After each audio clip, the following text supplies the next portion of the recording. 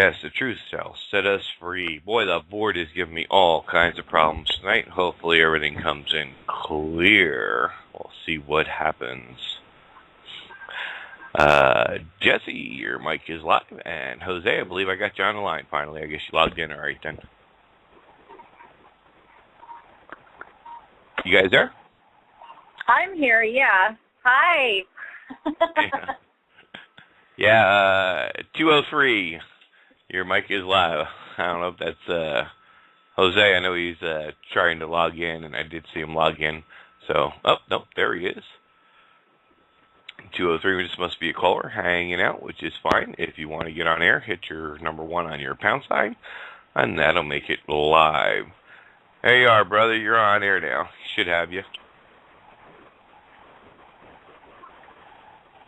Hey, Doc. How's it going today?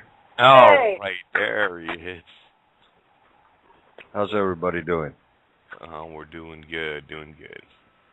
I'm glad you're feeling a little bit better after yesterday. We were worried about you.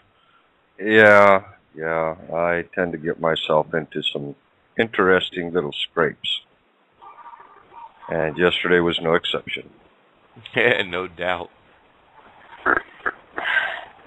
Well, ice tends to kind of throw a person off the balance, you know. And I wasn't really watching what I was doing.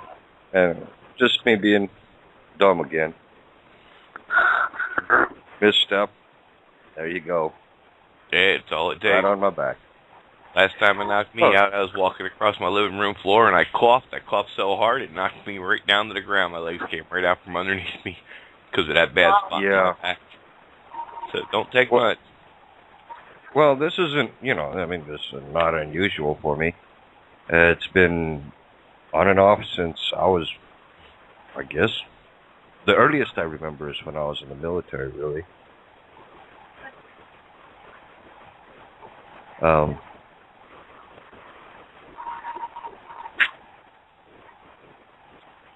Yeah, so quite a while ago, huh? Oh, yeah. Sorry, I was being distracted. I was due. Oh, yeah, no, good. Yeah, give some people a chance to get in here. A couple of people are having trouble tonight, from what I'm gathering. Everybody's running just a little bit late, and we have a lot to cover tonight. So before we get into all that, because I don't want anybody to miss anything, we take a look at some of the current events of what's been happening. If you have anything, you've been laid up for the last couple of days there, so I don't know if you have anything. Yeah. Well,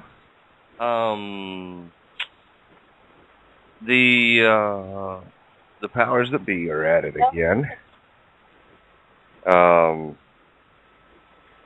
I guess the Pope stepping down kind of got somebody pretty angry there, or something like that.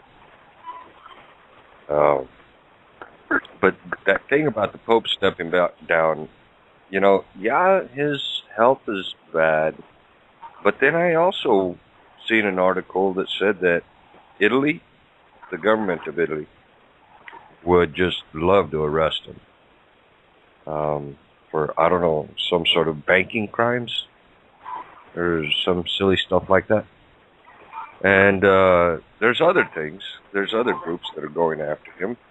One of them is going after him in a what they're terming a common law court. Well, to do a common law court, first of all, you have to be in the common law, right, Doc? You can't be in the system and do common law court, can you? I don't think so. Well, if you're talking about an outside country, like like you were saying, was Ireland or whoever, or an outside country that it actually we have to bring it at the international level, but it could be what they consider common law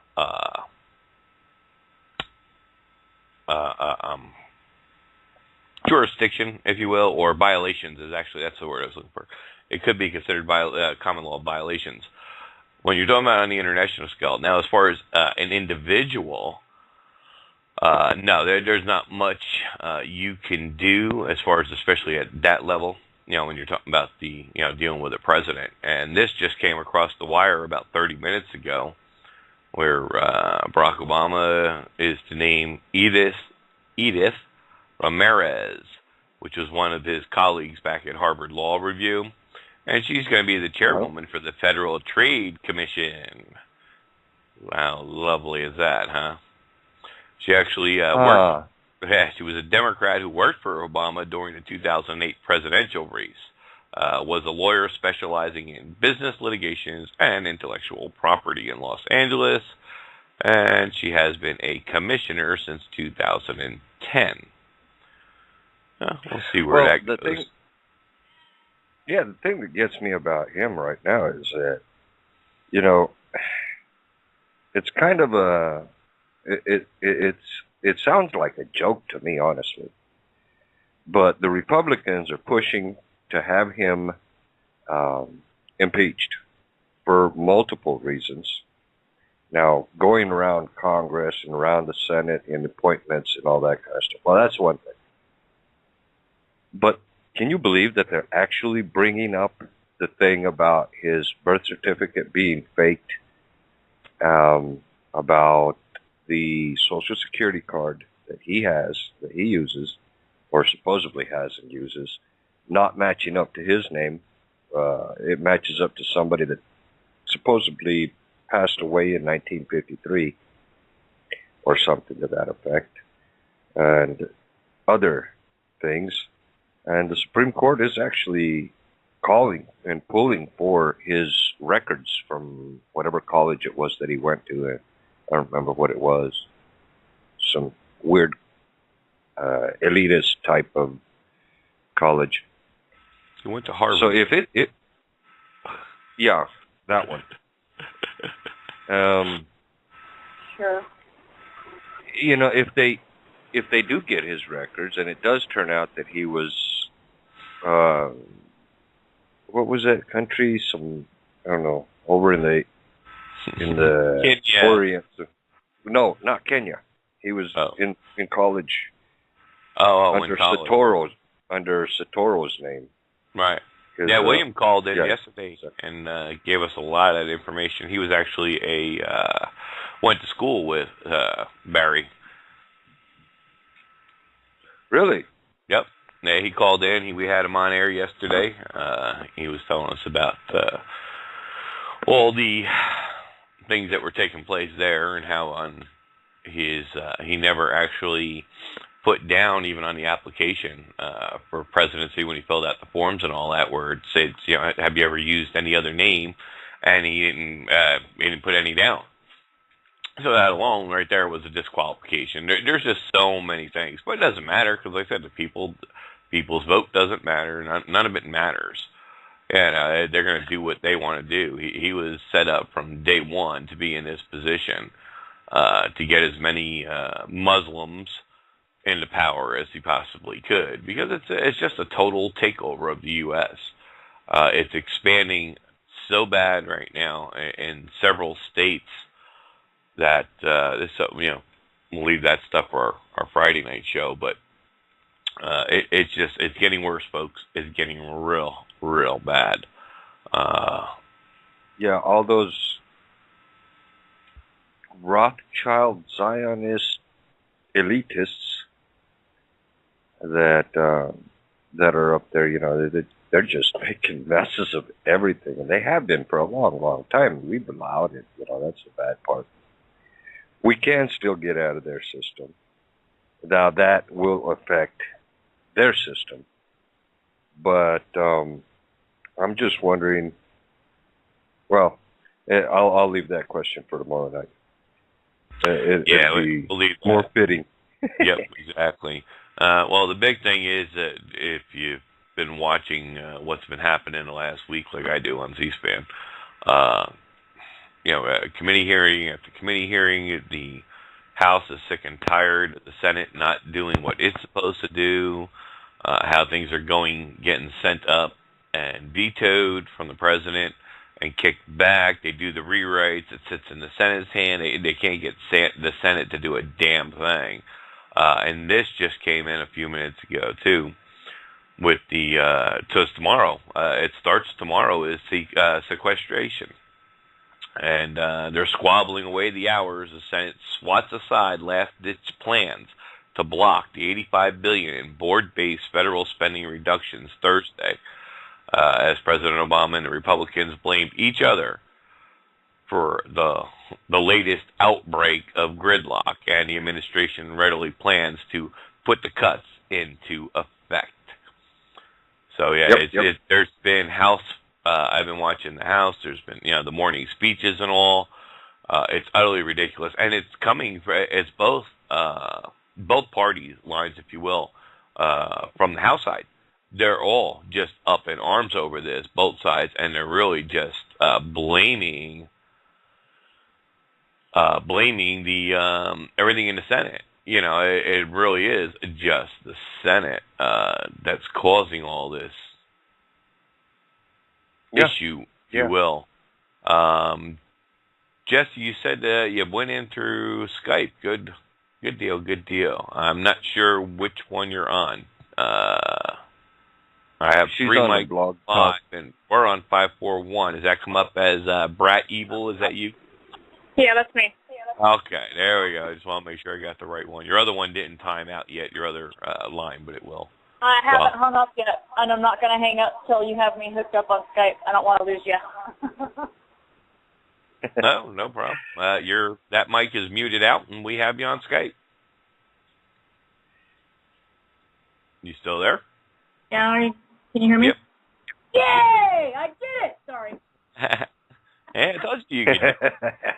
Yeah, we just got to, we just got to be careful. The board likes to slow down. The more Skypers we get in, like we end up with a lot of callers, and if they're coming in through Skype, the board has a tendency to start sounding like it's underwater. But we're good. Not a problem. And the guest call-in number, as always, or if you just want to hang and listen to the show, is 714-868-0449. But, I just saw that just pop up now. And like I said, they're blaming each other across the board, back and forth. They're barely winning the majority on anything with the votes. Billionaires and everything else. It's just, it's crazy. But the Senate is really, we're going to blame the Senate because they keep holding stuff up. However, it gets to the president. He vetoes it anyway. Obama wants this to take place, folks. You don't understand. This is all part of his plan. What's coming down is we're losing tons of our defenses. Okay? He's dismantling and taking away our defenses globally, so we can't protect ourselves here at home. And he's dismantling it one by one. And this whole sequestration thing, watching the hearings and all on this, they even had yesterday, I think it was yesterday, when I was watching one hearing, and they were talking to the different people from the military. A couple admirals in there, the Department of the Navy, and some other thing, and a lot on borderland security. These guys are all how is this going to affect you if this takes place Friday? That was basically the whole meaning of this hearing, if you will. And they're hurting as it is. This is really just going to downsize it even more. It's going to make it for them, in order to protect the nation, that much more harder. There's going to be too many holes open. The border, they were talking about grading the border. They were trying to get one of these, the GOP person that was there at the hearing as well, give it a grade. And she couldn't give it a grade because there's too many different ways to do this. You're lumping too much together. Have they improved? Yes. Can I give it a grade? No. And the senator kept asking the same question over and over and over again.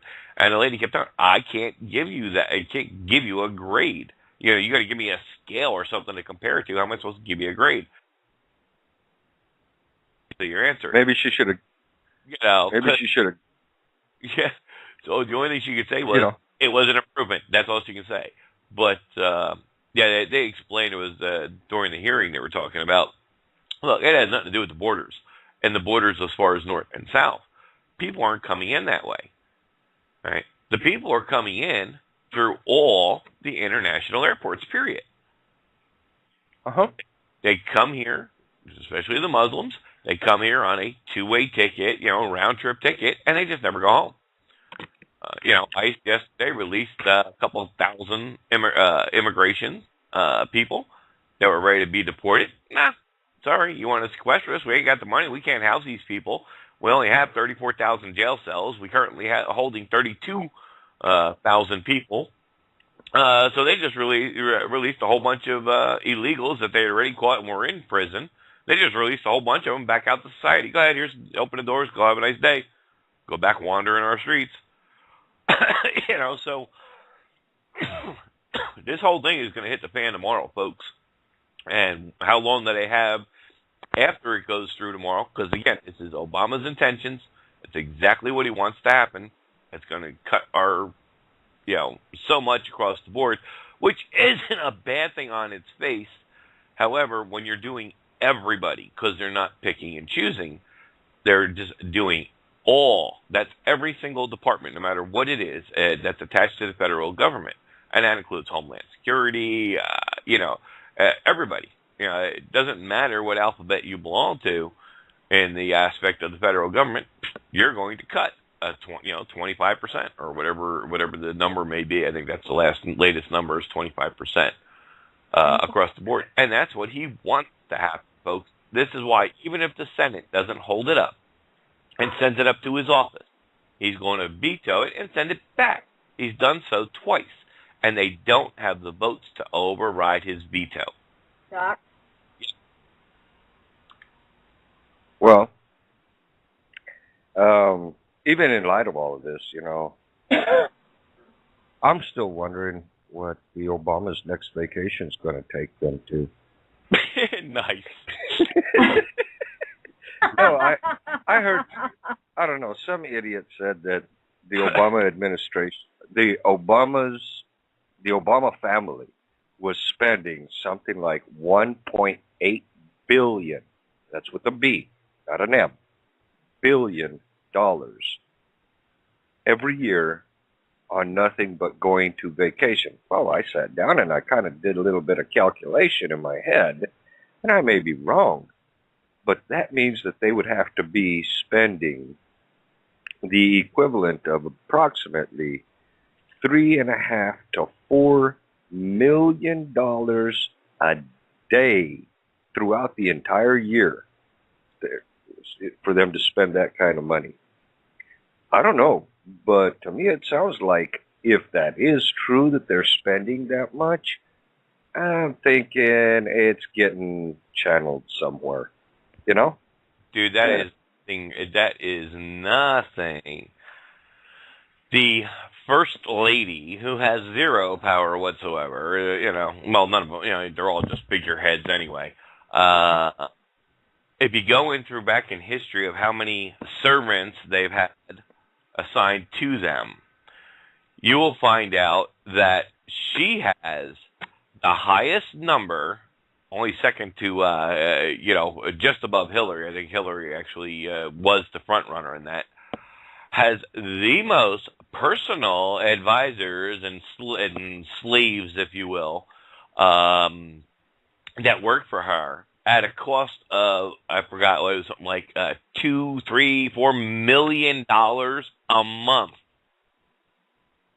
And she's nothing. She's the president's wife. She is absolutely nothing, has no political power, has on any level, local, international, nothing.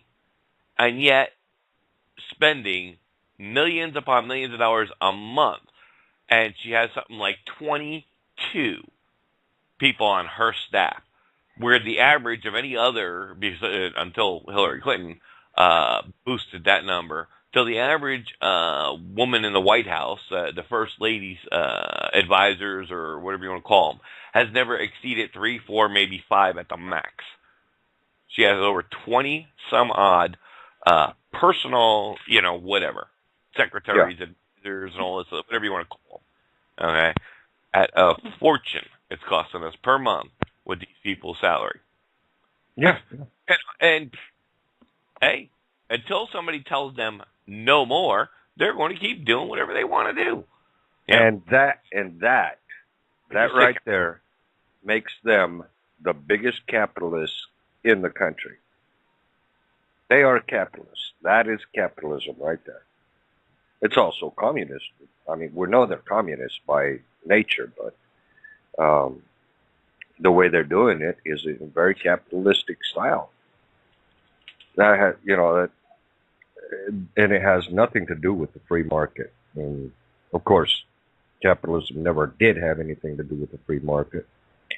There's a few people that made that comment to me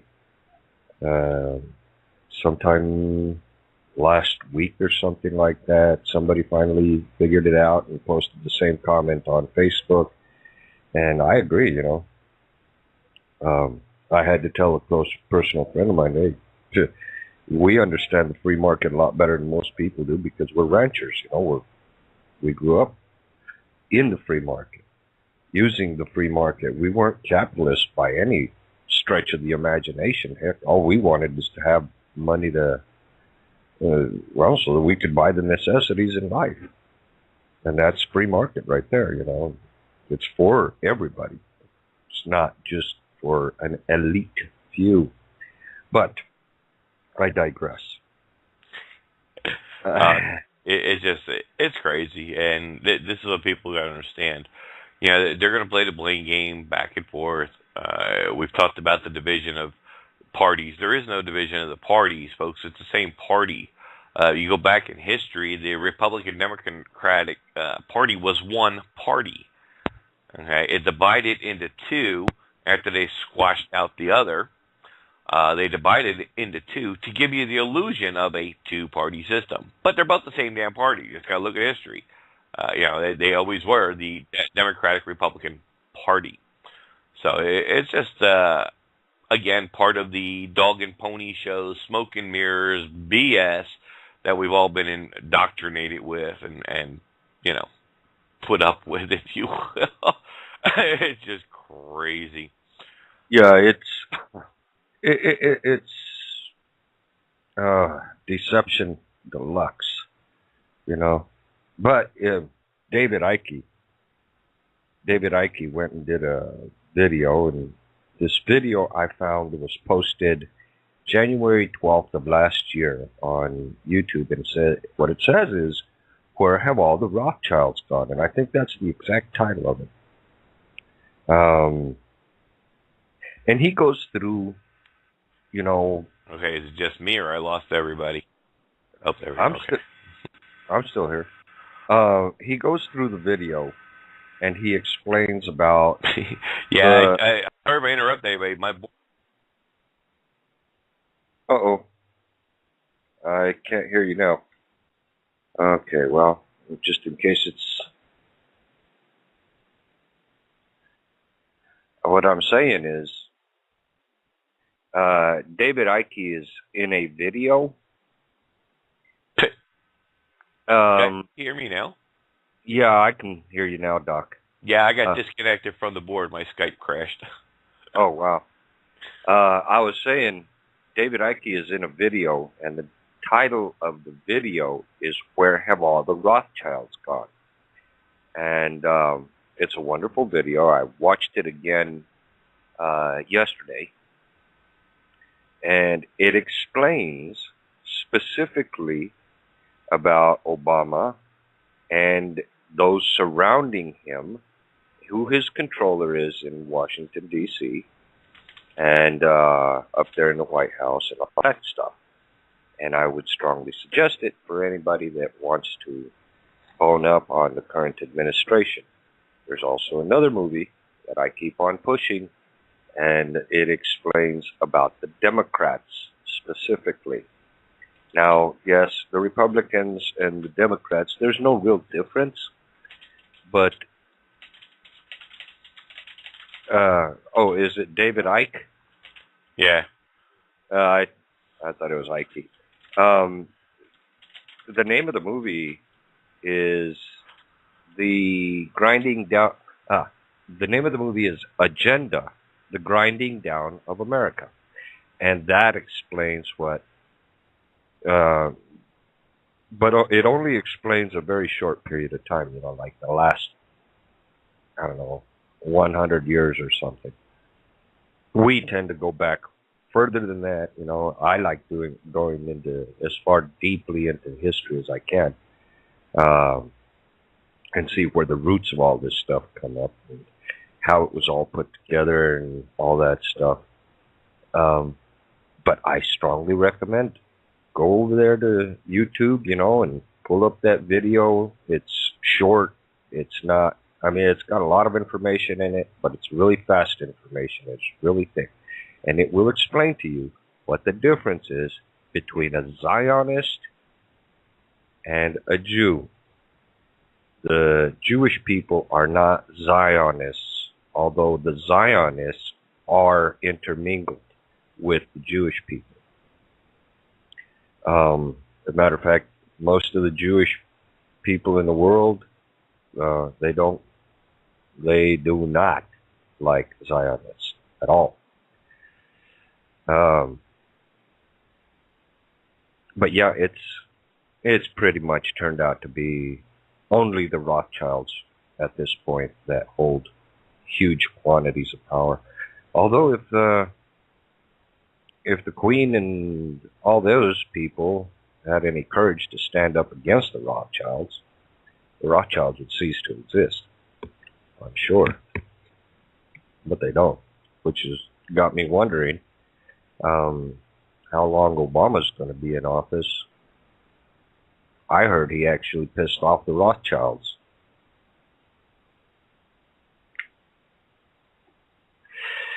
Well, please, you point out a good point, that the Rothschilds could possibly be controlled by someone.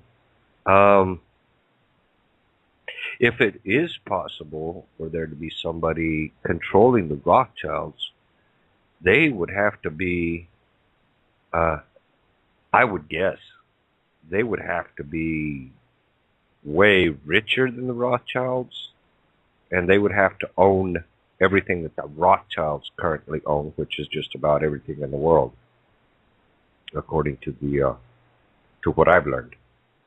Or they got claims to everything in the world, and that's why we're getting up to totalitarianism these days. Looking as far as the governments are looking, or the forms of governments that we have currently. Well, Doc, I think I've said my piece. I mean, I'm starting to ramble on. Maybe we should get to these studies. Yeah, no problem. Just checking out the board. Things are breaking up again, but at least our audience isn't hearing the breakups, just we on Skype are. If it gets too bad, folks, or if it does start affecting you guys out there in the audience, please let me know, and I will get onto a hard line, because this has been going on now for the last couple of weeks. Sometimes everything's great, other times forget it. Whenever you use Skype with the Blog Talk Radio, this is what we run into. So what are you gonna do? Welcome to Internet Radio. That's what it comes down to. All right, I want to give a shout out to all our guests. Keith just popped into the chat room. Barton's joined us. Hopefully by now you've had plenty of time to click on and open that link. Somebody's getting a real bad echo and background. Their external speakers must kicked on for a minute. Yeah.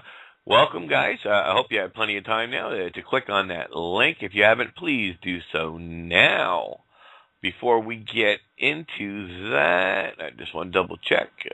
I see all my regular students here, and always glad to have them here. They're always willing to learn, always doing the homework and the research. Shout out to them. We also have a new person. He Chard, something like that. Some of these people have had a hard to figure out what their nicks are in the chat rooms. Jose and Jesse, as always, joins us on air. Pleased to meet you. And Chris is also over there in the freedomreigns.us chat room. Folks, if you have questions or comments, type them in there. These guys can help you out if we miss it. They are great. They've done the research. They've done the homework. and they're always coming up with some fantastic information to help us out as well. With that, double check the board one more time. I have 541. I think that's actually Jesse calling back in on the hard line. Jess, is that you? Yeah, it's me. Skype's giving me too much problems, so I just muted it. I'm just like, whatever, so I'll just keep on calling in on the phone. I can't stand it, man. It sounds like y'all are freaking robots. It's irritating me. Yeah, it gets bad. All right, I took your other one off. I removed the other one out of there. So maybe that'll help free up the board. No problem. Hey, we tried. What can I tell you? All right, if you head over to that link, if you open that link, the first thing I want you to do is don't worry about what you're looking at right away. I want you to look over on the left-hand side. The left-hand side of that link, you'll see 4 different books. We're going to click on book 1. And what link? Am I missing something? That's the Law of Nations link there. You should have it. It's in both of the chats, and I'm pretty sure I put it into your Skype as well. I'll drop it in there again just to make sure. There you go. Yeah, everybody's got it in their Skype links for our people who are listening to Skype in the classrooms. I have set up there. That is always the best way to get a hold of me, folks. If you're listening to the show and doing the homework, you're welcome. Please go ahead and send me a contact in Skype. Just look up David Meola. Picture on there should be the same as the picture on my team here on the Freedom Marines homepage as well. Real easy to find. I think there's only 4 of us that pop up on Skype when you do a search, and I'm the only one in Florida. So you're not going to have a hard time finding me for contact. But we do have set up several classrooms on Skype as well that I teach during the week. Of course, this is all free for those of you who may be worrying about that. That's the first time you're hearing this. Yes, it's. I usually try to drop the links in for the shows into both chat rooms. That's the BTR chat room and the Freedom Range chat room as well, and into your Skypes when I know you're on the show. So this way you have it and can follow along what we're doing. All right, if you open that link, like I said, over on the left-hand side, you're going to see you're looking at the Law of Nations. There's 4 books in total, folks. It will take us years to go through this. We're not going to do that, so don't panic. I'm going to get you started. We're going to get through this book 1, and we're going to go through this introduction, because this pretty much sets it all up. And then as people have questions or comments, then we can add to the information, and we can start going through the different chapters. When you have time, this is something, whether you're new to the movement, new to law, new to the People's Awareness Coalition, new to this show always gives you a lot of hard information. So you're going to have to really crack down on your studies. You're going to be doing a lot of reading, a lot of PDFs. I always recommend you set up in your favorites a folder and mark it lessons or PAC for the People's Awareness Coalition, whatever you're going to remember, or Community in the Constitution. Of course, that's a long title to put on a folder. I wouldn't do that.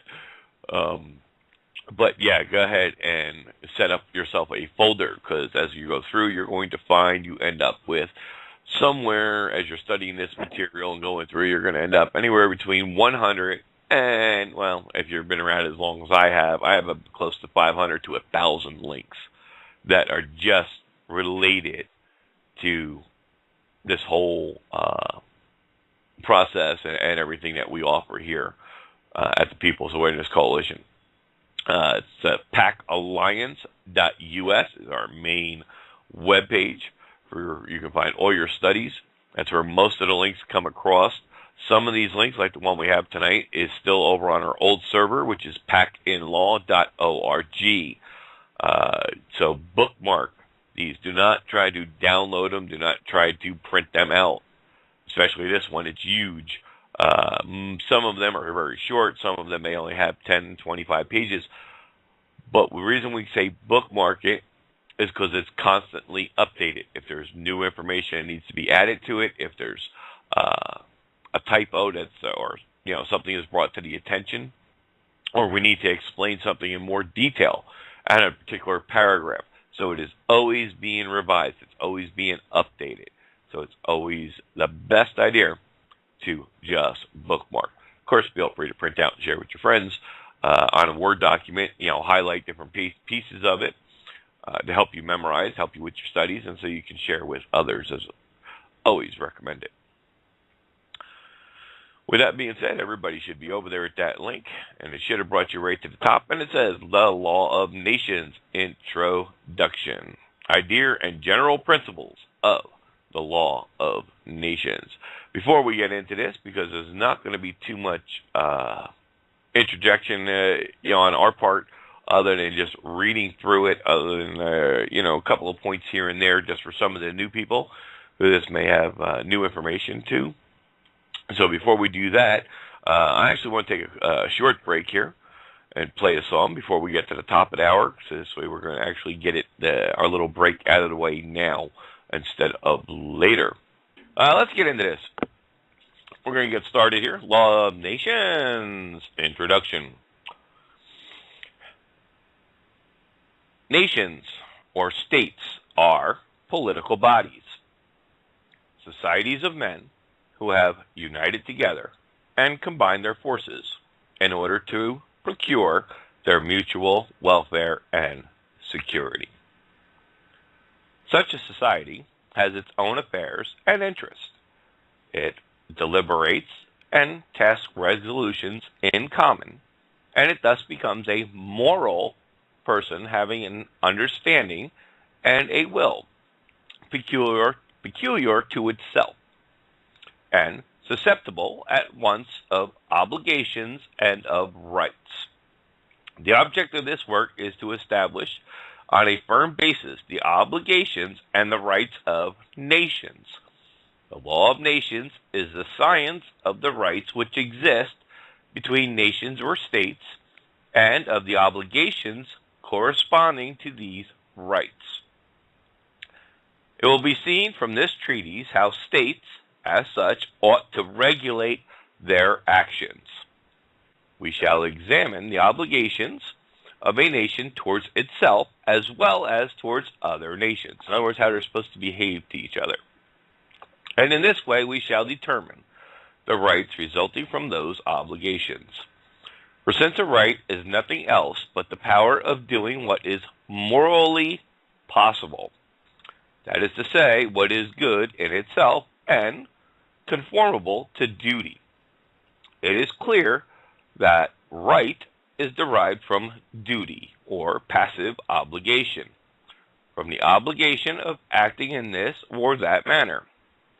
A nation must therefore understand the nature of its obligations, not only to avoid acting contrary to its duty, but also to obtain therefrom a clear knowledge of its rights, of what it can lawfully exact from other nations.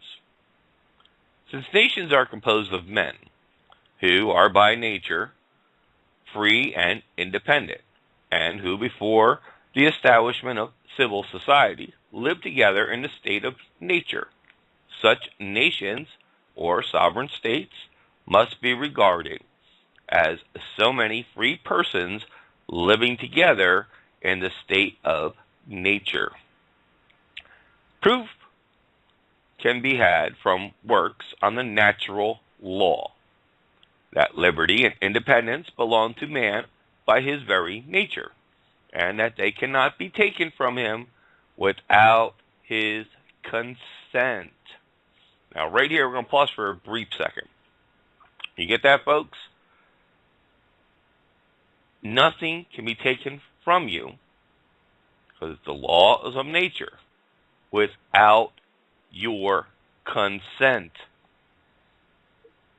Remember, we talk about it all the time. Contracts. We consent to this by our contracts, by our actions. So let's keep going. Citizens of a state Now, we're not talking the federal citizen, the 14th Amendment citizens. These are the citizens of the state. Now, we don't have any citizens of the state anymore. Very rare. Very few of us out there, I should say. Having yielded them in part to the sovereign, do not enjoy them to their full and absolute extent. But the whole body of the nation, the state, so long as it has not voluntarily submitted to other men or other nation, remains absolutely free and independent. So, you're born, your natural laws, you have your rights, until you voluntarily submit to other men or other nations. Okay? In other words, you became a U.S. citizen and belong to the 10-mile square District of Columbia. You no longer belong to your rightful country of Texas, New Jersey, Florida, etc. The good news is we can get back to that correct status, and that's what we do here, folks.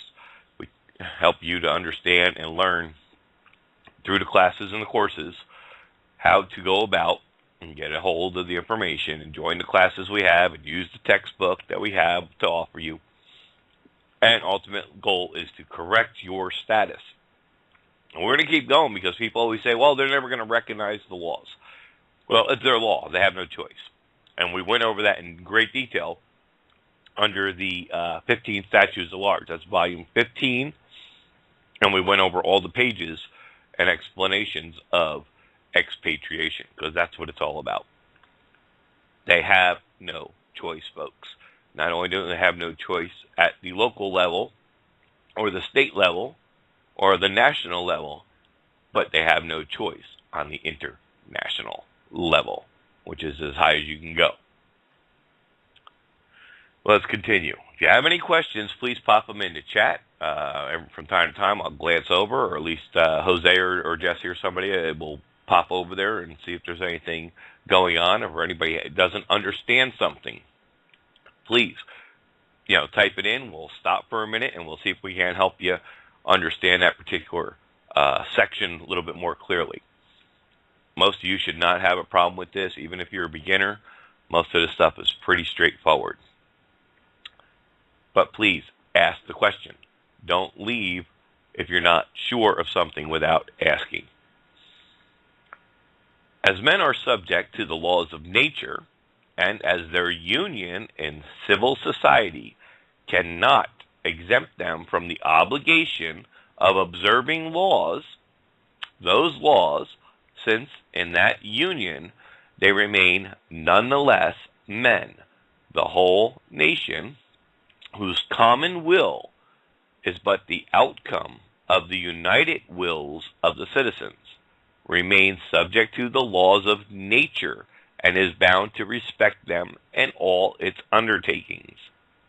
And since right is derived from obligations, as we have just remarked, a nation has the same rights that nature gives to men for the fulfillment of their duties. We must therefore apply to nations the rules of the natural law to discover what are their obligations and their rights. Hence, the law of nations, in its origin, merely the law of nature applied to nations. Now, the just and reasonable application of a rule requires that the application be made in a manner suited to the nature of the subject. But we must not conclude that the law of nations is everywhere and at all points the same as the natural law, except for a difference of subjects, so that no other change need be made than to substitute nations for individuals. Civil society, or a state, is a very different subject from an individual person, and therefore by virtue of the natural law. very different obligations and rights belong to it in most cases. The same general rule, when applied to two different subjects, cannot result in similar principles, nor can a particular rule, however just, for one subject be applicable to a second of a totally different nature. Hence, there are many cases in which the natural law does not regulate the relations of states as it would those of individuals. We must know how to apply it conformably to its subjects, and the art of so applying it with a precision found upon right reason constitutes of the law of nations a distinct science. We use the term necessary law of nations for that law which results from applying the natural law to nations. It is necessary because nations are absolutely bound to observe it. Get that, folks? They are absolutely bound to observe it. It contains those precepts which the natural law dictates to states, and is no less binding upon them than it is upon individuals. For states are composed of men. Their policies are determined by men, and these men are subject to the natural law under whatever capacity they act. This same law is called the Grotius and his followers of nations. Several writers call it the natural law of nations. If you want to look that up, it's Grotius.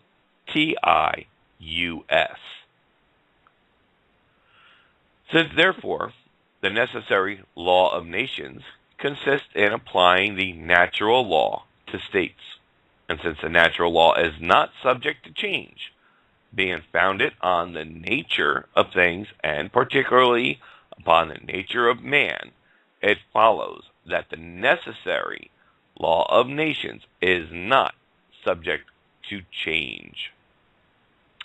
Since this law is not subject to change, and the obligations which it imposes are necessary and indispensable, nations cannot alter it by agreement, nor individually or mutually release themselves from it.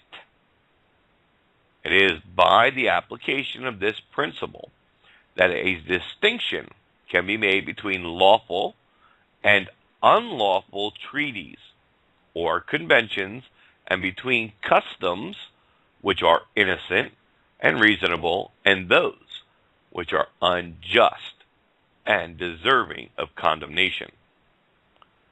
Things which are just in themselves and permitted by the necessary law of nations may form the subject of an agreement by nations, or may be given excuse me, sacredness and force through practice and custom. Indifferent affairs may be settled either by treaty, if nations so please, or by the introduction of some suitable custom or usage. Remember, folks, the law of nature applies to the common law, which is the custom or usage.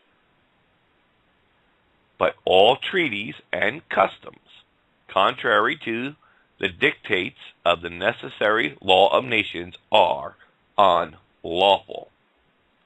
Well, we shall see, however, that they are not always conformable to the inner law of consciousness. And yet, for reasons to be given in their proper place, such conventions and treaties are often valid by the external law. Owing to the freedom and independence of nations, the conduct of one nation may be unlawful and censurable according to the laws of consciousness And yet, other nations must put up with it so long as it does not infringe upon their perfect rights. The liberty of a nation would not remain complete if other nations presumed to inspect and control its conduct, a presumption which would be contrary to the natural law, which declares every nation free and independent of all other nations. I hope you understood what's going on there. What they're talking about basically is what we've been doing wrong here, thanks to let's say our federal government has been doing wrong, going around pushing democracy, changing their common law, changing their custom and usage of their area. Just because they have a dictatorship in another country does not give us the right to go in and push our beliefs on them and to create and commit war or an acts of war against them unless they come to us first. Okay? So what about the Muslims and whatnot that are coming over here and doing that, Doc? That's fine. They're coming here first. The problem is, right now they may be here. Their numbers aren't large enough, so they're not acting upon. They're not doing it in a warlike manner. We went over there and tried to, become citizens over there, or snuck into their country to live there and work there, and follow their rules and guidelines. That's perfectly no problem. That we're not going there with war. However, the U.S. has always gone to everyone since the very beginning of time, of its history, I should say, not of time, but of its history, with violence. Okay? We are the bad guys in all this, folks, and we wonder why the world hates us. I don't wonder why. I know why the world hates us. And we deserve everything we get that they can throw at us, quite frankly. And it makes me sick that men and women and young teens join up for this military crap to go over there. There's no moral code, folks. You cannot sit there in 1 minute, hold a gun, and fight in somebody else's nation. Not talking about protecting our homeland, but fight in somebody else's nation. Take a life, and in the same breath, worship Christ or claim you're a Christian. All right? So, sorry to me, and I'm ex-military myself, so is Jose. Yep. Back in the day, it was a little bit different than it is today. Today, there is no World War II, World War III, World War I, 4, 5, 10 going on. You got no business fighting on a foreign land or foreign territory. To me, you're nothing more than murderers, rapists, and scumbags and need to be wiped off the planet. Sorry about you. And half my family are military folks. And I tell them this to their face all the time. They just rub their shoulder because they don't get it. And I love our men and women in uniform. And I support our men and women in uniform when they're home doing the job they signed up for. Sorry. Going over another theater, fighting over there, doesn't work. It's not lawful. It's not moral. And to come out and after doing what's going on over there, taking a life 1 second and the next second praying or claiming in the same breath that you're a Christian, give me a break. There's something morally and mentally wrong with you. Thanks to the military. I'm not blaming you as an individual. I'm blaming the program. Okay? The program, folks. We've all been indoctrinated and brainwashed into this system, into this program. It's the matrix. It's evil. This is how we get out. Learn the truth. Look at the reflection in the mirror, because that's the only person you got to blame. Stop being lazy. Start being due diligent in your education, in your knowledge, and then you'll gain power. But until you do that and you get off the nipple of the government, there ain't a damn thing going to change. All right. There's my rant for that section. Let's keep going. Sorry about that. We got to do that every once in a while. Yeah. Such is man's nature that he is not sufficient unto himself, and necessarily stands in need of the assistance and intercourse of his fellows, whether to preserve his life or to perfect himself and live as befits a rational animal. Experience shows this clearly enough. We know of men brought up among bears, having neither the use of speech nor of reason, and limited, like beasts, to the use of the sensitive faculties. We observe, moreover, that nature has denied man the strength and the natural weapons with which it has provided other animals, and has given him instead the use of speech and of reason, or at least the ability to acquire them by intercourse with other men. And that's not sexual intercourse, people. Stop laughing. I hear you. I hear you back there. It's commercial intercourse. I had to. Sorry, Don. There you go.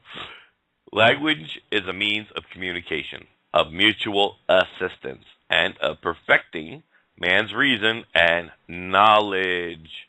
And having thus become intelligent, he finds 1,000 means of caring for his life and its wants.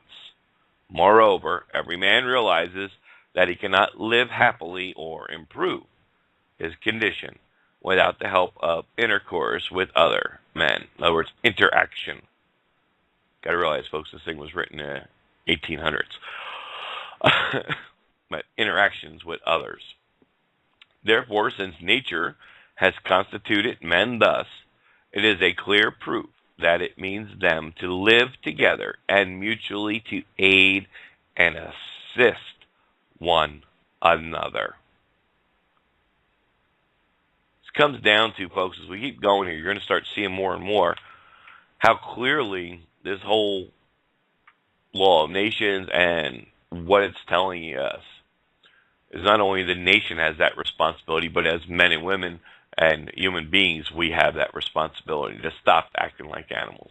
You know, it gets down into the golden rule of things, if you will, the 10 Commandments, a religious document. Forget about that side of it. Look at the natural side. You know, we know we need 10 Commandments because we break them anyway. That says, thou shalt not kill. We should know by nature, if we're raised correctly with the proper moral code, that, hey, it's wrong to kill somebody.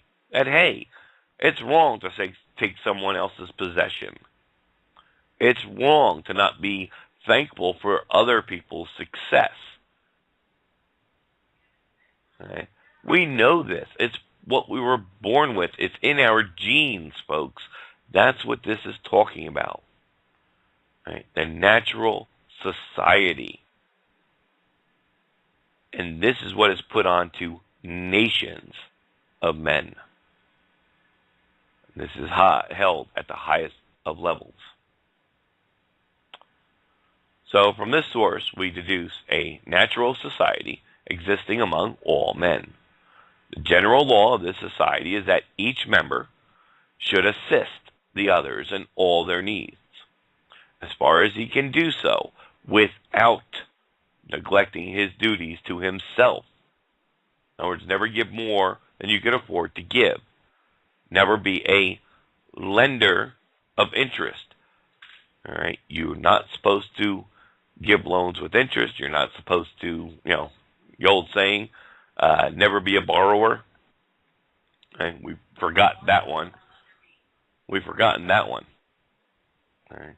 We can help our fellow man, our fellow brethren within our communities by taking care of each other, growing food and crops and watching each other's backs and so on and so forth. But we become a society of laziness because mommy and daddy federal government takes care of us.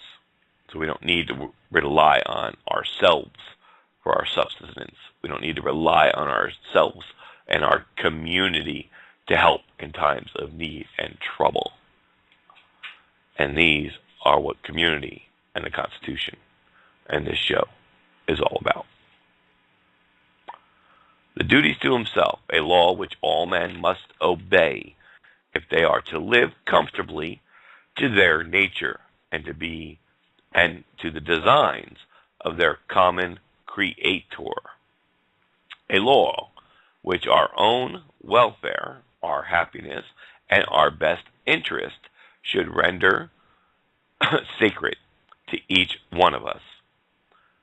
Such is the general obligation we are under of performing our duties. Let us fulfill them with care if we would work wisely for our greatest good. It is easy to see how happy the world would be if all men were willing to follow the rule we just laid down.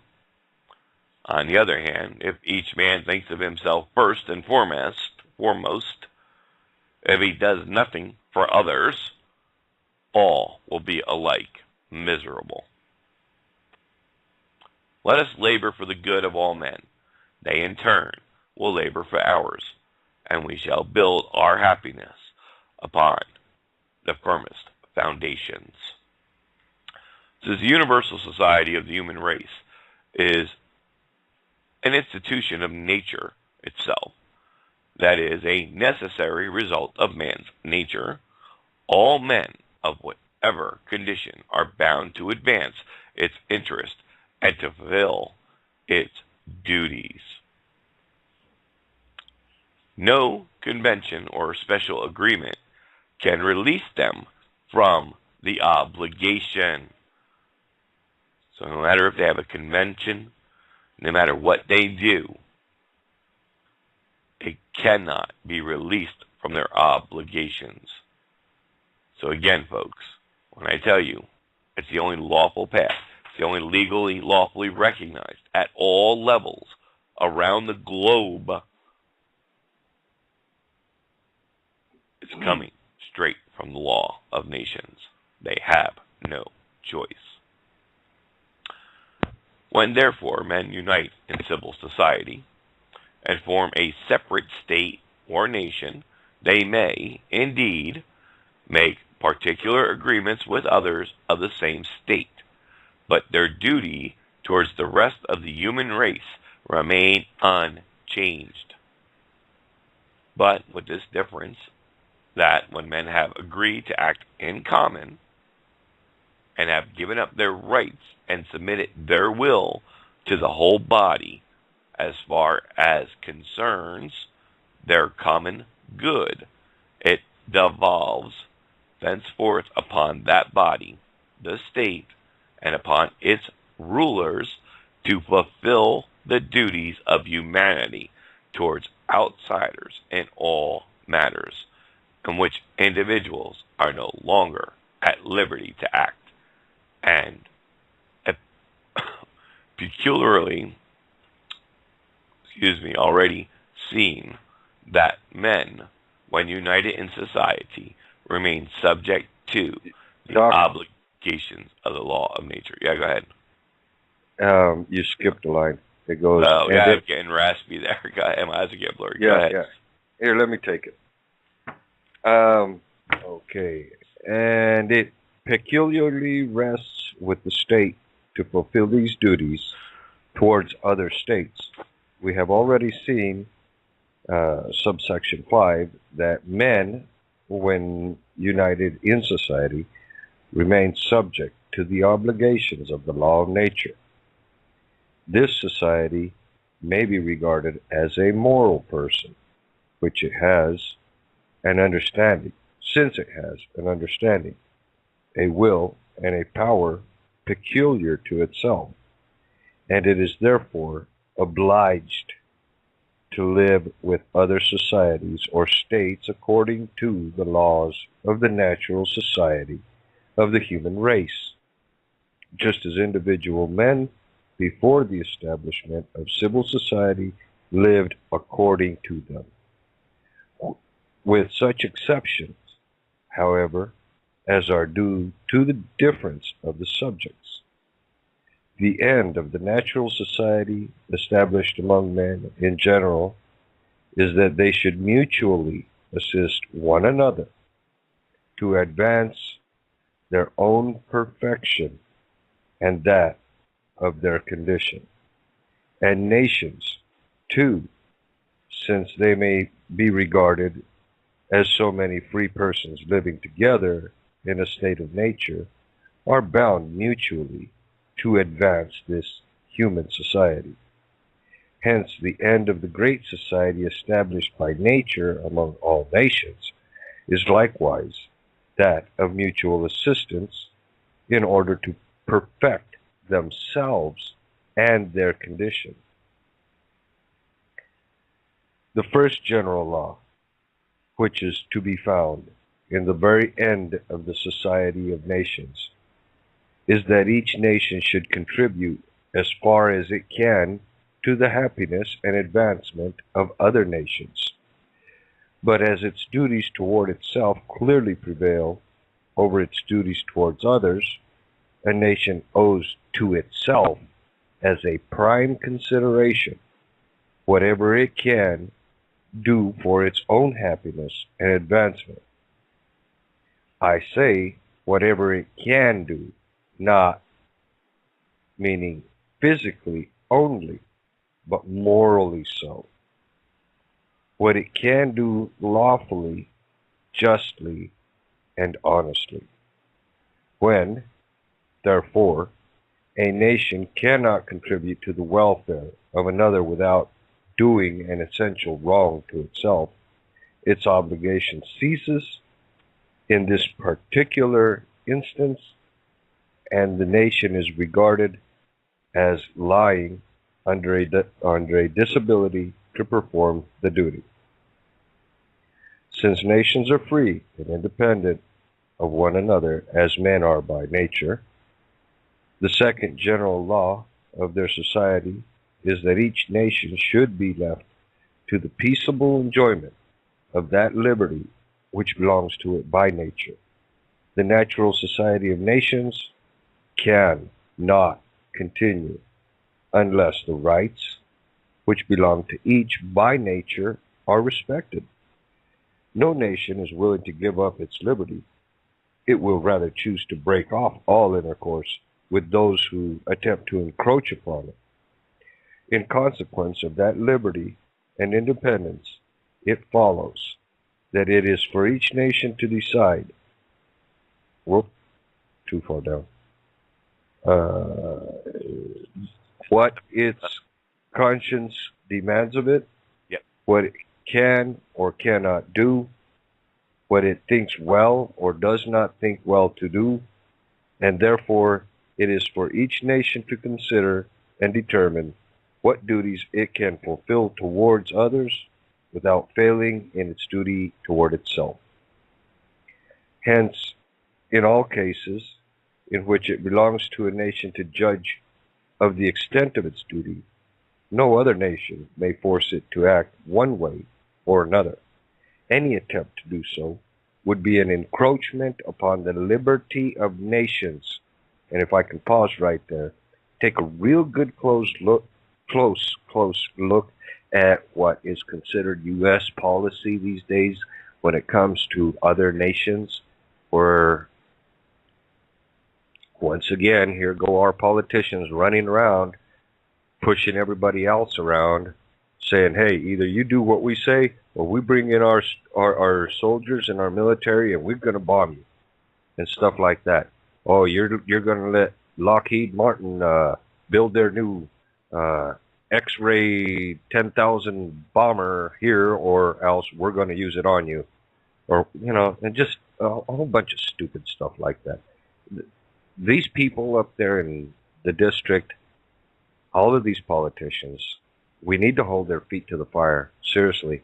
They're all Rhodes scholars. They have had to read this stuff. They have had to learn this stuff. They know it. There's no way around it. There's no way they cannot know this stuff. Okay, I'm going to continue.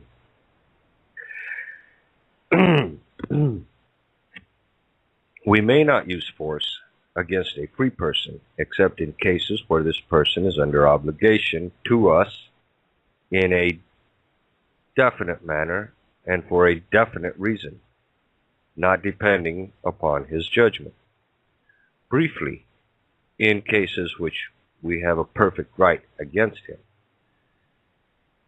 To understand this properly, we must note that obligations and the corresponding rights produced by them are distinguished into internal and external obligations. Are internal insofar as they bind the conscience and are deduced from the rules of our duty. They are external when considered relatively to other men, as producing some right on their part. Internal obligations are always the same in nature. Though they may vary in degree, external obligations, however, are divided into perfect and imperfect, and the rights they give rise to are likewise perfect and imperfect. Perfect rights are those which carry with them the right of compelling the fulfillment of the corresponding obligations. Imperfect rights cannot so compel. Perfect obligations are those which give rise to the right of enforcing them. Imperfect obligations give but the right to request. I'm going to stop you there for a second. I'd step away there for a minute when you were speaking. I want to add a little bit more there to that last paragraph we had read. Just something to write a note, jot yourself down a note to the side. Check out Economic Hitman, The Confessions of an Economic Hitman. You can find it over there on our PAC YouTube channel. You can find that anywhere on YouTube. Actually, just put it in. It's long. It's a good 4 hours long, but worth the time. It talks about you must do things at home. In other words, take care of your home nation before you worry about helping others. Don't help to your detriment. Well, going into debt is our detriment. We spend too much time and too much money over the course of our history taking care of everybody else around the planet. Well, why would we do this when it's against the law of nations and against nature in itself? Okay, yeah, we want to be helpful, but not to our own detriment. Well, the debt is our own detriment. And the reason they do this and have done this is to make those other nations fall under obligation and to collapse their society. The Confessions of an Economic Hitman clearly explains to us exactly what his job was when he worked for them. And he even wrote a book about it. And this is an interview about that book and understanding of it, that video. But yeah, definitely check it out. It's how they collapse society simply going in. Every time we feed the children, starving third world countries, let's send them over all this humanitarian aid. Well, we give them all this free stuff. What does it do? It collapses their local economy. When their local economy collapses, what happens? Oh, we pull our aid back. Okay, the crisis is over. You know, hurricane or whatever the crisis may be. Oh, that crisis is over. We pull out. What's it do? It puts them in a total depression, devalues their currency, and come in and say, oh, well, we can help you get back together, reestablish your nation there. We'll give you a loan. Well, here's a loan. You know, of course, you're going to have to pay £1 million of interest every day, every second, or every hour, whatever they want to charge you. And, of course, one of those, you know, rulers of those nations that are under pressure because they can't take care of their own now because we've already collapsed their economy totally. They're going to take that loan. And then what happens when they default on those obligations? To repay those loans. Well, I guess we'll just have to go in and you'll become a new addition to the United States of America. That's New World Order, people. It's been going on forever. And it violates the law of nations. If there is one homeless, one starving individual within our own nation, that's our individual states even, folks. That is the nation. The federal government, the Washington, D.C., is not a nation. It's not a country. It's nothing. It's a corporation. It's run as a corporation. It acts like a corporation. It does nothing but serve its own self-interest. And this is also why they can violate this particular area of the law of nations, because they're not acting as a nation. They're not obligated under the nation, the law of nations. And because we're allowed to contract ourselves into slavery, voluntary servitude, and all the rest, this is how they've been able to do this all these years.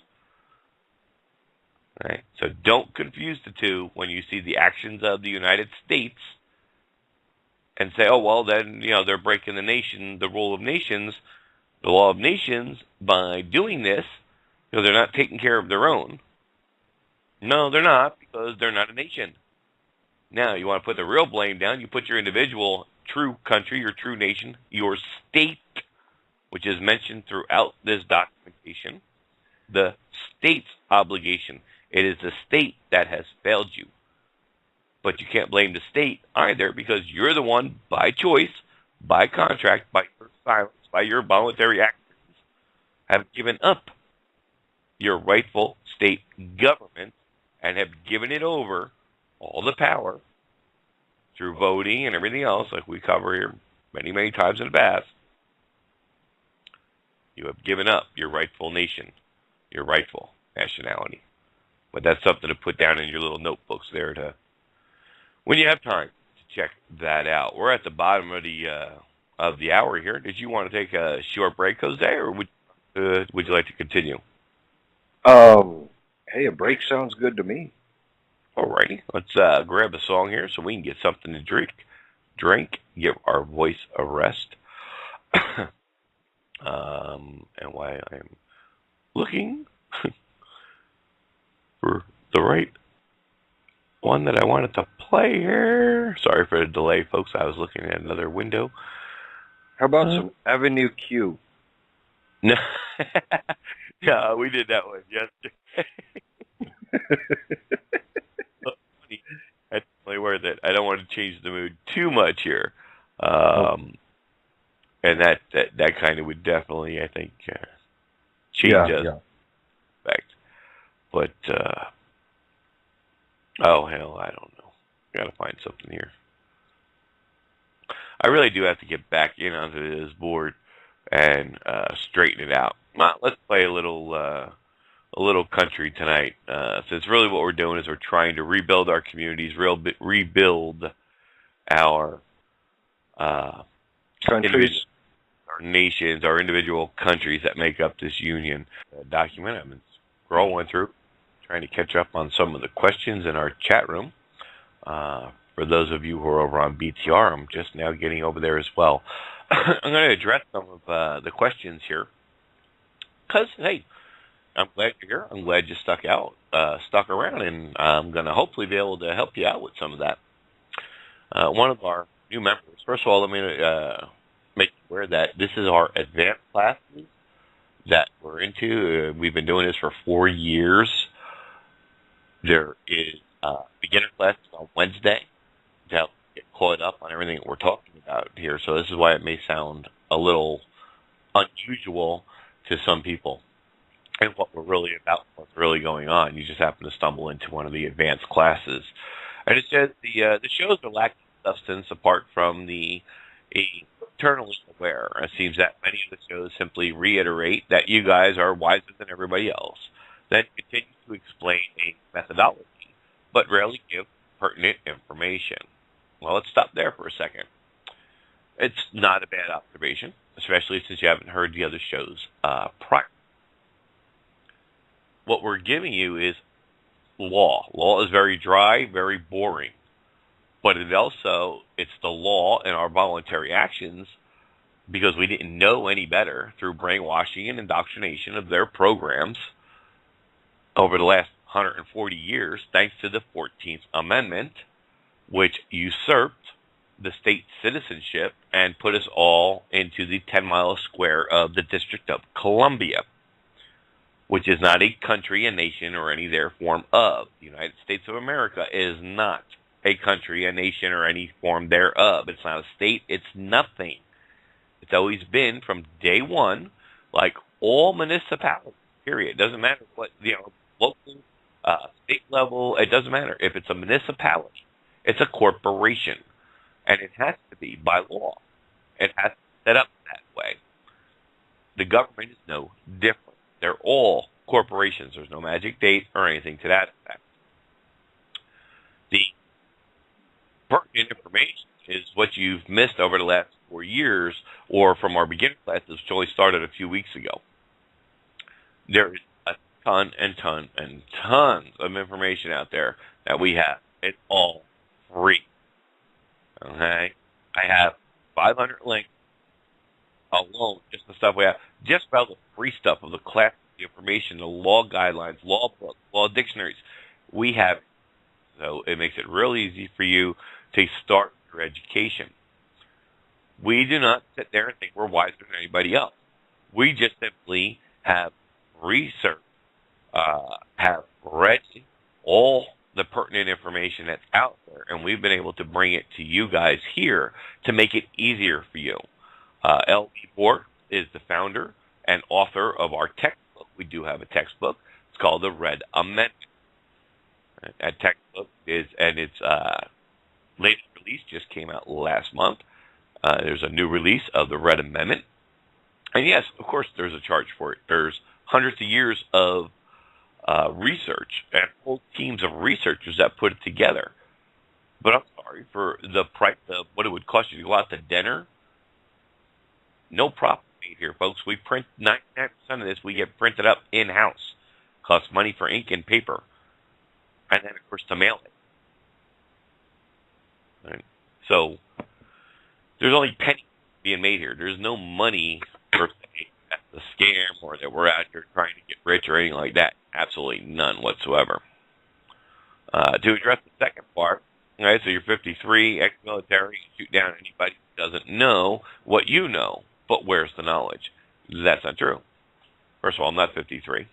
Jose might be. I'm not. No. I shoot down anybody who doesn't know. Knowledge is power. We've all been kept from the truth. We've all had the truth hidden from us. And it's all by design. And what we're giving you is the ability to re-educate yourself, to deprogram yourself, which brings up PAC deprogramming. If you haven't been through that yet, please check it out. Take you about an hour to go through. It's an interactive movie. It's a lot of fun, very knowledgeable. There's about 20 links you're going to find within that interaction alone. Don't go crazy trying to bookmark them all. I have them all on a separate document, and we go through them on air here all the time. So you don't even have to, go crazy while you're actually going through it the first time. Don't worry about tracing all those links.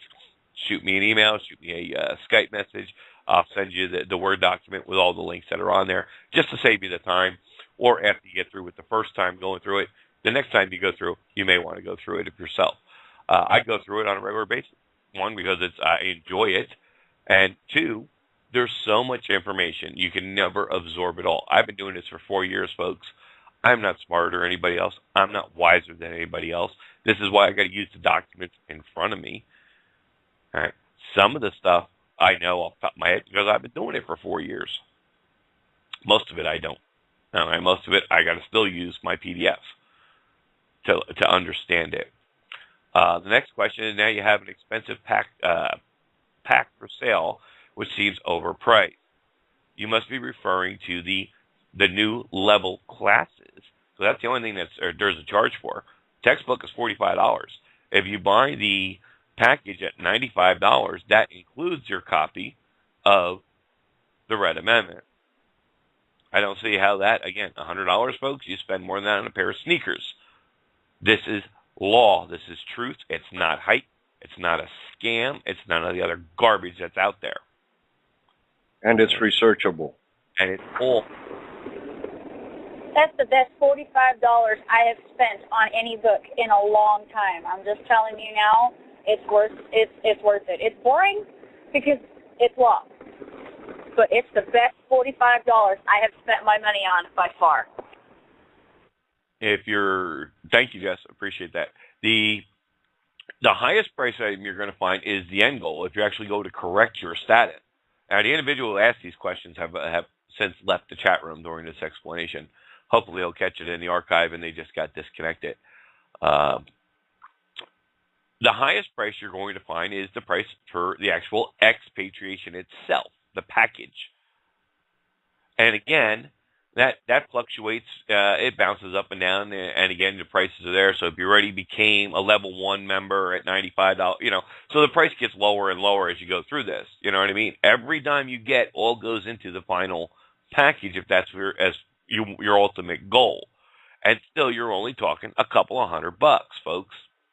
Look up expatriation. Look up at other groups what they're charging out there to be members, to be processed, and all these other things, which are all scams. They're all lies. They're all about money. All right. The last person I spoke to that got into the freedom movement, the last person I spoke to was cost them. I saved them $2,000. $2,000. You could buy every single thing we've ever had in that pack by the cases and never come anywhere near that financial obligation, and that includes correcting your status. Ever in 15 years have we never had anything like that. Another person spoke to went to outside sources to get their status corrected. And to do it the only lawful way is by correcting your status. Right? And other people have done this. They've gone to outside of the Union countries to do this, which makes you stateless and makes you deportable from here. They're doing it wrong. And the average price of that fluctuates between $4,000 and over $25,000. Yeah, and you lose your entire life in the process. Exactly. That's ridiculous. Fall for this BS. And last question by the individual is, what are you actually achieving? This seems like a selfish person crusade. I need all your ears. No. If I was selfish, I'd be making the $4,000 to $25,000 to correct your status. I don't make a dime. I do this voluntarily. I do 3-4 shows a week sometimes here, not counting what else I do. I put in the average of between my studies, the show time, preparing for shows, being guest on other shows across the airways here, teaching individual classes, holding classes, probably a couple of 100 hours a week. That's dedication, folks. And I never make a dime. I've never once made a penny. But that's the only questions. That's what we're covering right now. Is we were just covering some of the questions here that were typed up over here in the Blog Talk Radio, and we appreciate the questions. That gives us a chance to explain them. So we mentioned the TRA, and yes, the packages that are available over there on the PAC site for the different education level classes, and that's what we were talking about. I don't have any other questions at this time to address, and you guys are doing great over there, as always, in Freedom Reigns. It's all our regulars. Hey, Bio21, nice that you can make it tonight, my friend. You've been here for the last hour. I didn't even get to see you to do a shout-out. We have about 12 minutes left, so if you want to hit another paragraph or two, Jose, let's keep going with our document here for tonight. Okay. Well, I completely forgot where we left off. I tell you what, I'm just going to go ahead and, oh, shoot, now I lost the whole page. Perfect, and all those different italic letters there about the middle of that particular page. It will be easily understood why a right is always imperfected when the corresponding obligation depends upon the judgment of him who owes it. For if he could be constrained in such a case, he would cease to have the right of deciding what are his obligations according to the law of conscience. Our obligations to others are always imperfected when the decisions as to how we are to act rest with us, as it does in all matters where we ought to be free. Since men are by nature equal, and their individual rights and obligations the same, as coming equally from nature, nations which are composed of men and may be regarded as so many free persons living together in a state of nature are by nature equal and hold from nature the same obligations and the same rights. Strength or weakness in this case counts for nothing. A dwarf is as much a man as a giant. A small republic is no less a sovereign state than the most powerful kingdom. And I think with that, folks, we're going to stop there. We're at number 19.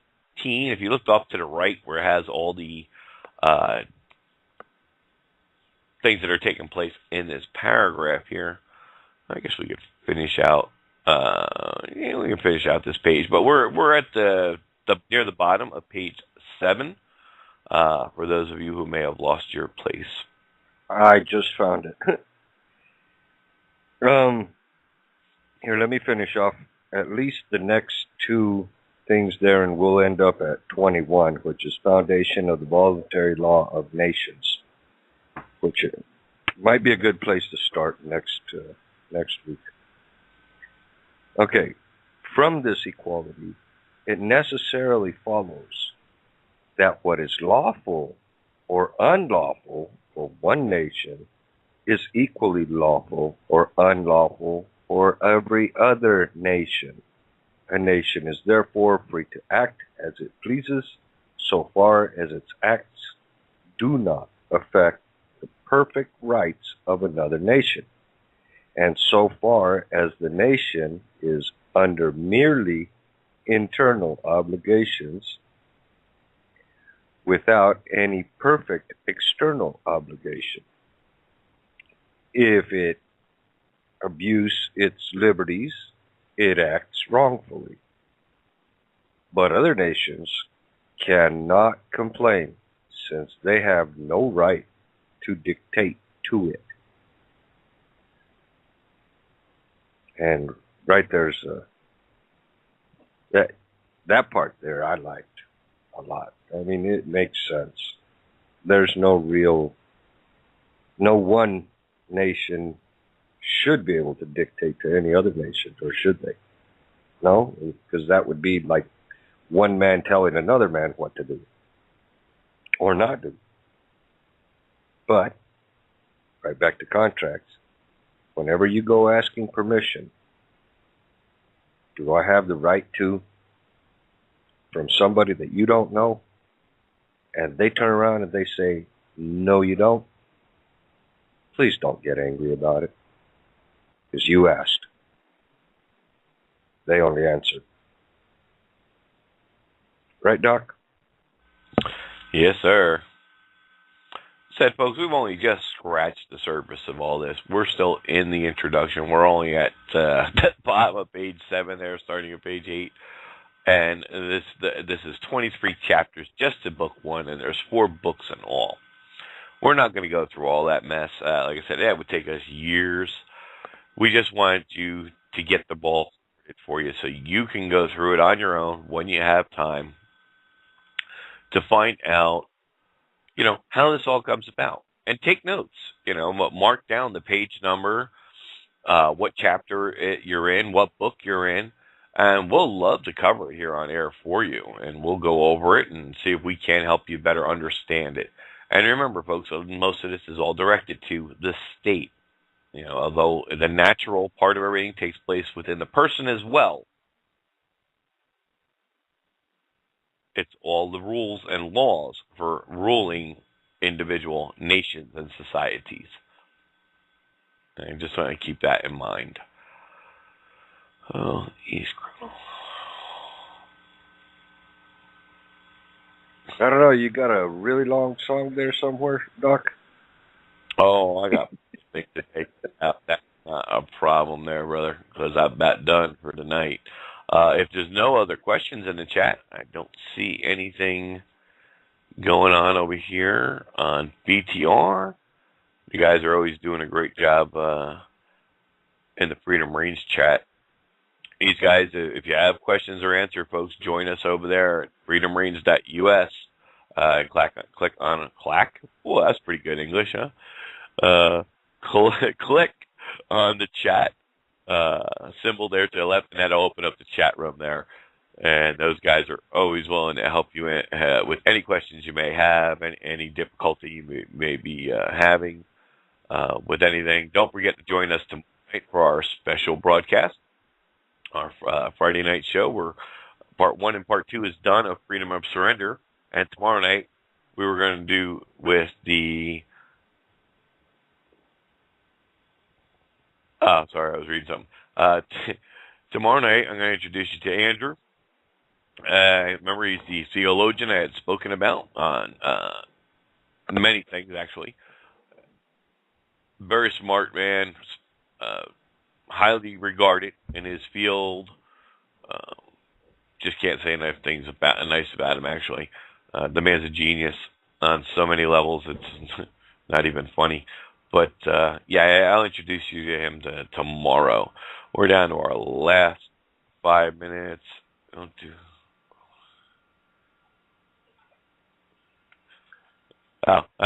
just reading my chat questions and comments.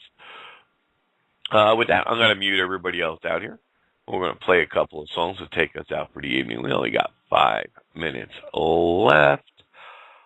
I'm going to play one of my favorite songs. It's a little bit over 4 minutes, so it'd be perfect. If you haven't heard it before, first time you're joining us, it's Faces the Blizzard by Jack Gladstone. Please give him a look up. With that, God bless everyone. Be safe. Don't forget to join us here tomorrow night. And we'll be back with our beginner classes on Wednesday evening, starting at 7 p.m. Eastern. Good night, all. Now is we're losing tons of our defenses. Okay? He's dismantling and taking away our defenses globally, so we can't protect ourselves here at home. And he's dismantling it one by one. And this whole sesquation thing, watching the hearings and all on this, they even had yesterday, I think it was yesterday, when I was watching one hearing, and they were talking to the different people from the military. A couple admirals in there, the Department of the Navy, and some other thing, and a lot on borderland security. These guys are all how is this going to affect you if this takes place Friday? That was basically the whole meaning of this hearing, if you will. And they're hurting as it is. This is really just going to downsize it even more. It's going to make it for them, in order to protect the nation, that much more harder. And there's going to be too many holes open. The border, they were talking about grading the border. They were trying to get one of these, the GOP person that was there at the hearing as well, give it a grade. And she couldn't give it a grade because there's too many different ways to do this. You're lumping too much together. Have they improved? Yes. Can I give it a grade? No. And the senator kept asking the same question over and over and over again. And the lady kept telling, I can't give you that. I can't give you a grade. You got to give me a scale or something to compare it to. How am I supposed to give you a grade? So your answer. Maybe she should have. Maybe she should have. Yeah. So the only thing she could say was, it was an improvement. That's all she can say. But, they explained it was during the hearing they were talking about. Look, it has nothing to do with the borders. And the borders as far as north and south. People aren't coming in that way. Right? The people are coming in through all the international airports, period.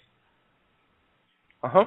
They come here, especially the Muslims, they come here on a two-way ticket, round-trip ticket, and they just never go home. ICE yesterday released a couple of thousand immigration people that were ready to be deported. Nah, sorry, you want to sequester us? We ain't got the money. We can't house these people. We only have 34,000 jail cells. We currently holding 32,000 people. So they just released a whole bunch of illegals that they had already caught and were in prison. They just released a whole bunch of them back out to society. Go ahead, open the doors. Go have a nice day. Go back wandering our streets. So this whole thing is going to hit the fan tomorrow, folks. And how long do they have after it goes through tomorrow? Because, again, this is Obama's intentions. It's exactly what he wants to happen. It's going to cut our, so much across the board, which isn't a bad thing on its face.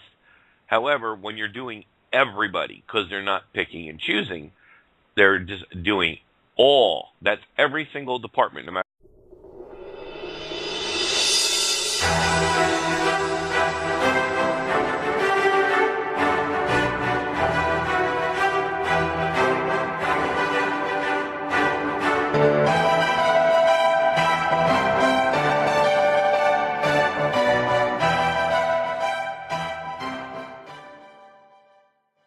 Yes, the truth shall set us free. Boy, the board is giving me all kinds of problems tonight. Hopefully everything comes in clear. We'll see what happens.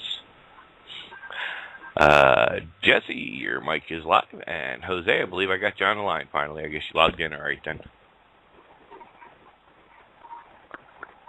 You guys there? I'm here, yeah. Hi. Yeah, 203. Your mic is live. I don't know if that's Jose. I know he's trying to log in, and I did see him log in.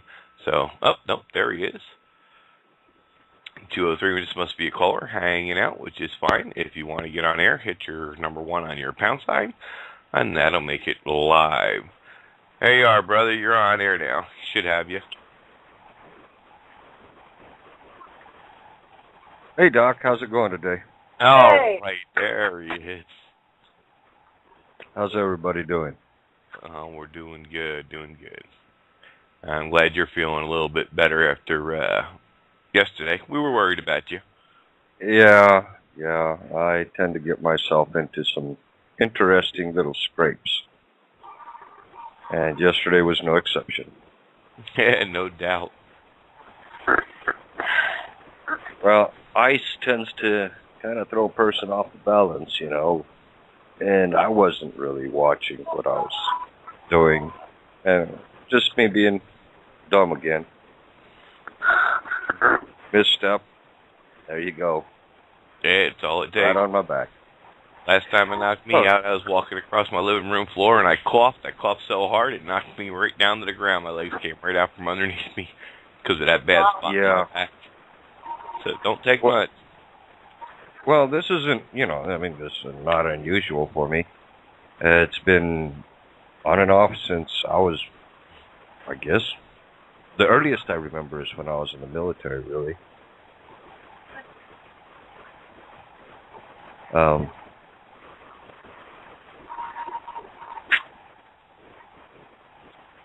Yeah, so quite a while ago, huh? Oh, yeah.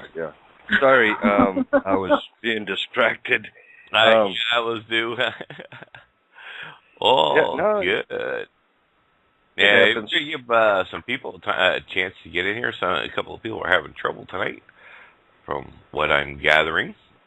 Everybody's running just a little bit late, and we have a lot to cover tonight. So before we get into all that, because I don't want anybody to miss anything, we take a look at some of the current events of what's been happening.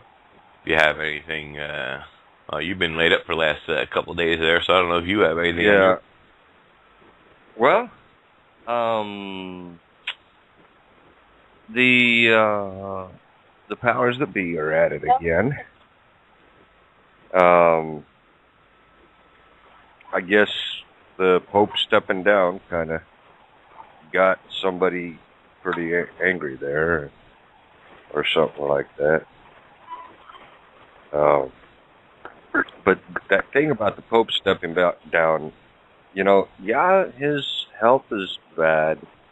But then I also seen an article that said that Italy, the government of Italy, would just love to arrest him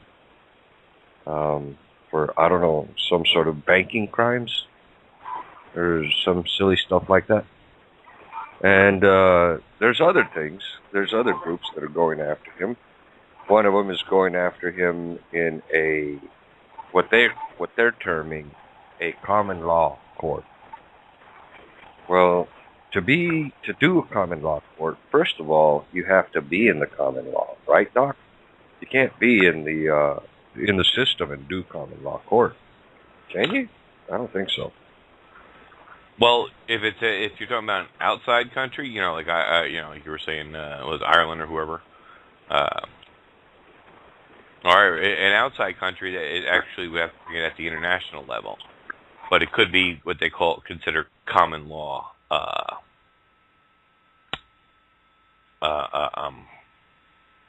Jurisdiction, if you will, or violations that's the word I was looking for. It could be considered common law violations.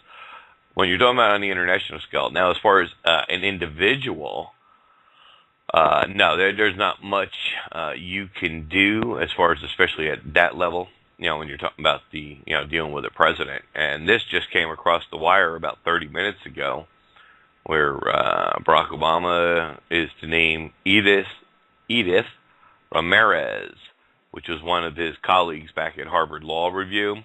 And she's going to be the chairwoman for the Federal Trade Commission. How lovely is that, huh? She actually worked. Yeah, she was a Democrat who worked for Obama during the 2008 presidential race. Was a lawyer specializing in business litigations and intellectual property in Los Angeles. And she has been a commissioner since 2010. We'll see where that goes. The thing that gets me about him right now is that, it's kind of it sounds like a joke to me, honestly. But the Republicans are pushing to have him impeached for multiple reasons. Now, going around Congress and around the Senate and appointments and all that kind of stuff, well, that's one thing. But can you believe that they're actually bringing... committee hearing after committee hearing, the House is sick and tired of the Senate not doing what it's supposed to do, how things are getting sent up and vetoed from the president and kicked back. They do the rewrites. It sits in the Senate's hand. They can't get the Senate to do a damn thing. And this just came in a few minutes ago, too. With so it's tomorrow. It starts tomorrow is sequestration. And they're squabbling away the hours. The Senate swats aside last-ditch plans to block the $85 billion in board-based federal spending reductions Thursday, as President Obama and the Republicans blamed each other for the latest outbreak of gridlock, and the administration readily plans to put the cuts into effect. So there's been House. I've been watching the House. There's been the morning speeches and all. It's utterly ridiculous, and it's coming. It's both party lines, if you will, from the House side. They're all just up in arms over this, both sides, and they're really just blaming the everything in the Senate. It really is just the Senate that's causing all this issue, if you will. Jesse, you said you went in through Skype. Good deal. I'm not sure which one you're on. I have She's 3 on mic blog talk, and we're on 541. Does that come up as Brat Evil? Is that you? Yeah, that's me. Okay, there we go. I just want to make sure I got the right one. Your other one didn't time out yet, your other line, but it will. I haven't hung up yet, and I'm not going to hang up till you have me hooked up on Skype. I don't want to lose you. No problem. That mic is muted out, and we have you on Skype. You still there? Yeah, can you hear me? Yep. Yay! I did it! Sorry. Yeah, I told you could do it. Yeah, we just got to, we just got to be careful. The board likes to slow down. The more Skypers we get in, like we end up with a lot of callers, and if they're coming in through Skype, the board has a tendency to start sounding like it's underwater. But we're good.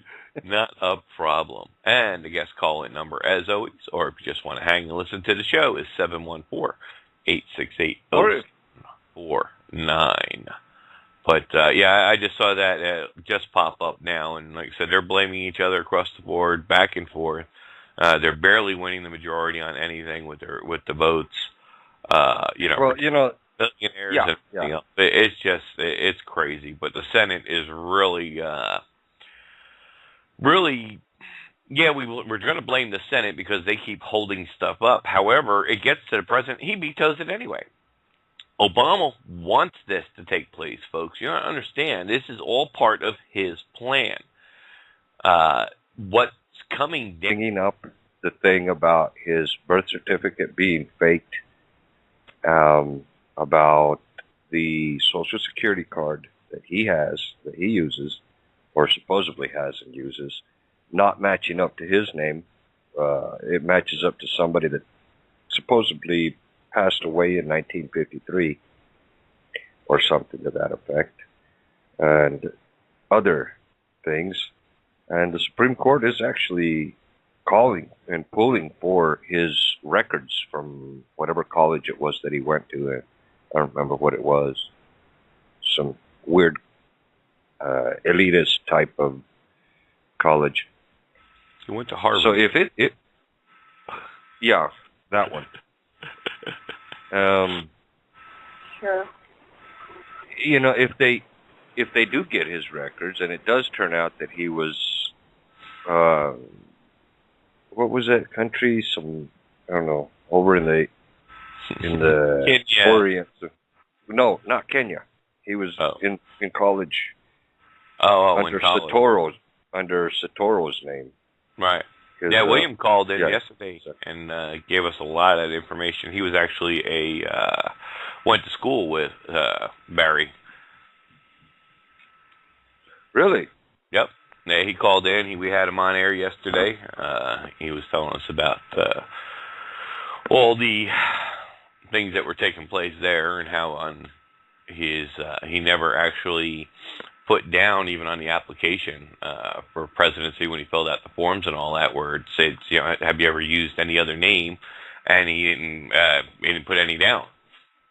So that alone, right there, was a disqualification. There's just so many things, but it doesn't matter because, like I said, people's vote doesn't matter. None of it matters, and they're going to do what they want to do. He was set up from day one to be in this position to get as many Muslims into power as he possibly could, because it's just a total takeover of the U.S. It's expanding so bad right now in several states that we'll leave that stuff for our Friday night show. But it's getting worse, folks. It's getting real bad. All those Rothschild Zionist elitists that are up there, they're just making messes of everything, and they have been for a long time. We've allowed it. That's the bad part. We can still get out of their system. Now that will affect their system, but I'm just wondering. Well, I'll leave that question for tomorrow night. It'd be more fitting. Yep, exactly. Well, the big thing is that if you've been watching what's been happening the last week, like I do on C-SPAN,